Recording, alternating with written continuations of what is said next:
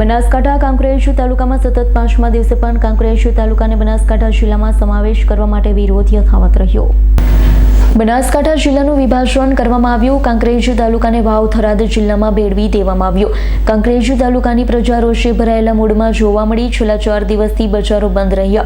Rally કાઢી આવેદનપત્ર આપવામાં આવ્યું। સૌથી અગત્યની બાબત વિશે વાત કરીએ તો સહકારી સંસ્થા સરકારી કચેરી પાલનપુર ખાતે આવેલ છે। હવે થરાદ જિલ્લો એ ઓકવટ પડે છે।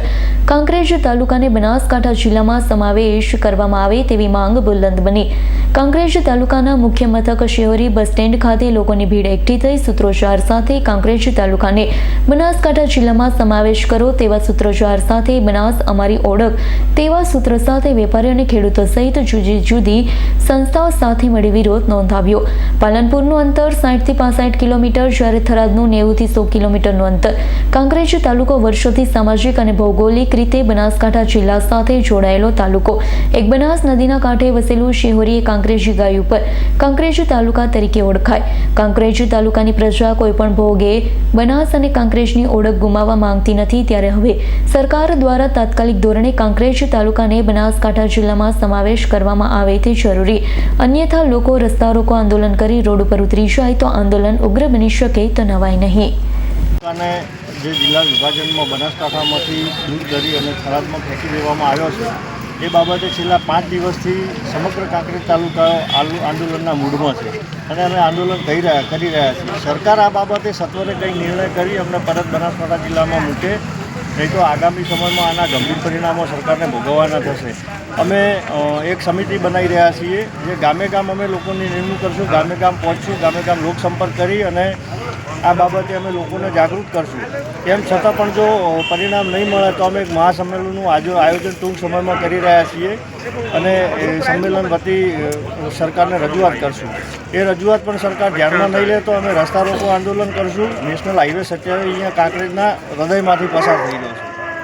ટોટલ વાહન વ્યવહાર ઠપ થઈ જશે અને ગામ પંચાયતોના સહકારમાં લઈ અને ગામમાંથી દૂધ બંધ કરાવી દઈશું, બાળકોને શાળાએ ભણવા મૂકવાનું બંધ કરાવી દઈશું। આવા ઉગ્ર આંદોલનો આગામી સમયમાં અમે વિચારી રહ્યા છીએ અને અમને મજબૂર ના કરો આ સુધી પહોંચવા માટે તો સરકારે સત્વરે આ બાબતે નિર્ણય લઈ અમને પરત બનાસકાંઠા જિલ્લામાં સમાવિષ્ટ કરે। જિલ્લાનું વિભાજન કર્યું એ અમને ગમ્યું, પણ અમારા કાંકરેજ તાલુકાને જે થરાદમાં સામેલ કર્યો છે એ અમારા બનાસકાંઠાવાસીઓને કોઈ કાળે પોષણ થાય એવું નથી। એટલે સરકારને વિનંતી છે કે અમને જે છે બનાસકાંઠામાં જ રાખે। થરાદમાં અમારું શું બધી રીતે ખેડૂતને અને વેપારીઓને તકલીફ પડે છે જવા આવવામાં, રસ્તો બિસ્માર છે। એટલે સરકારને નિવેદન છે કે અમને બનાસકાંઠામાં જ રાખે, નહીંતર આનું પરિણામ અલગ થશે આપવું એમ। દિવસથી આંદોલન ચાલુ છે અને સમગ્ર કાંકરેજ તાલુકો નારાજ છે અને પૂર જોશમાં આક્રોશ પણ છે અને બધા આંદોલન કરી રહ્યા છે। પણ જો પરિણામ ઝડપી નહીં આવે તો ઉગ્ર આંદોલન પણ કરવામાં આવશે અને રસ્તા પણ રોકવામાં આવશે અને જો એમ છતાં પણ જો નિરાકરણ નહીં આવે તો પછી સરકારી કર્મચારીઓ ઓફિસો બધું બંધ રાખવામાં આવશે અને સંપૂર્ણ તાલુકા બંધ કરી અને ઉગ્ર વિરોધ કરવામાં આવશે। બનાસકાંઠા જિલ્લાને જે વિભાજન કરવામાં આવ્યું એમાંથી થરાદ જિલ્લો કર્યો। થરાદ જિલ્લાની અંદર કોંકરેજ તાલુકાનો સમાવેશ કર્યો છે અને અત્યારે હાલમાં કોંકરેજ તાલુકાનો છેલ્લા 5 દિવસથી સતત વિરોધ થઈ રહ્યો છે। શું કહેશો? અમારો વિરોધ હાલે યથાવત જ રહેશે જ્યાં સુધી આ નિર્ણય નહીં આવે ત્યાં સુધી અમારા કોંકરેજ તાલુકાને બનાસકાંઠામાં સમાવેશ કરો એવી અમારી પ્રજાની માંગ છે અને સત્વરે નહીં કરવામાં આવે તો ઉગ્ર આંદોલન કરવામાં આવશે અને રસ્તા રોકવાનું પણ કરવામાં આવશે। એટલે જેથી કરી સરકારે 2-4 દિવસમાં આ નિર્ણય ઝડપી લઈ અને આ કોંકરેજનો બનાસકાંઠામાં સમાવેશ કરે।